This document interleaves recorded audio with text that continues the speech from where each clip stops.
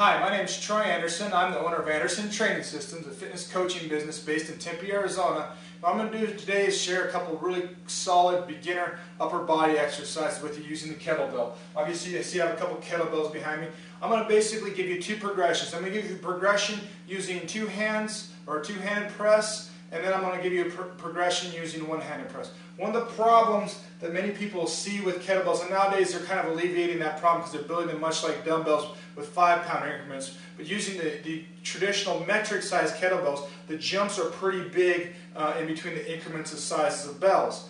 And so these first couple drills are a way to kind of help you progress into those, especially at the beginner phases of that. The jumps between the sizes of bells are usually about 8 to 10 pounds. So that's why it's sometimes difficult for the upper body exercise for people to progress as rapidly through them. They kind of may stall a little bit and get a little frustrated. So I'm going to share with you these first two drills. I'm just going to share a two-handed press with you. You're going to hold this much similar to a style as a goblet squat. Very excellent press to kind of get started if you're just getting into pressing. The one limitation two-handed press will have is that if you have restrictions in your upper shoulder or shoulders, upper neck area, it's not going to be a great drill for you. You're going to get some leverage out in front of you. So I'm going to give you a second drill that you can work on. And basically it's a one-hand assisted press, emphasis on the negative or the downstroke motion, and I'll explain that to you as we go along. Let's take a look at the two-handed press. All we're going to do, like I said, is hold it goblet style here. I'm going to show you from the profile so it'll give you the best perspective of what good pressing should look like. Again, pressing starts from the very tips of your toes. This is not an arm drill or a shoulder drill. This is a pressing drill. That's why they call it pressing. And we're just going to drive straight up overhead. So I'm holding nice and tight to the bottom of the bell. I'm almost kind of pinching it with my hands. I'm going to squeeze my chest, stick chest tall, squeeze butt, legs and lower body, trunk nice and tight. And I'm just going to extend overhead and then come on back down.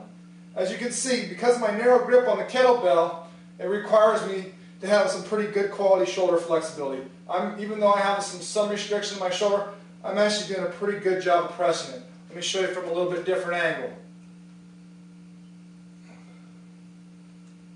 Again, nice and tight throughout the body. It gives you a nice foundation to press off of. The second version is going to be real similar, and it will actually be real realistic to move it into some actual pressing that we're going to show you in another video, but it's just a two-handed assist press. So I have the bell in a nice solid position, kind of what we call the rack position, nice and vertical, good grip on the arm without leaking out here. Very critical in pressing. Letting your wrist crack over like this is very, very disadvantageous for the pressing motion. You want to be over the top, a nice firm grip, elbow braced out the middle. Again, solid through the trunk. What we're going to do is we're going to take our offhand and we're going to give a little assist up. So we're going to first start the press up here, we're going to take off, and then a nice controlled movement down, back, and in. What that does is we're actually stronger on that downstroke range of motion, so we're able to control that nice and steadily, where we might not be able to press it up. So it's going to be assist up, take off, nice, slow, back, and in. Get nice and vertical. Again, I'm going to show you one more repetition.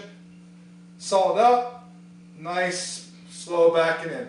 So you're actually going to be able to gain strength in the up portion by working on the down portion. So we have a couple real nice versatile drills there. If you only have maybe can afford one bell or something along those lines, there's very, very easy progressions to get you stronger in the upper body pressing exercises.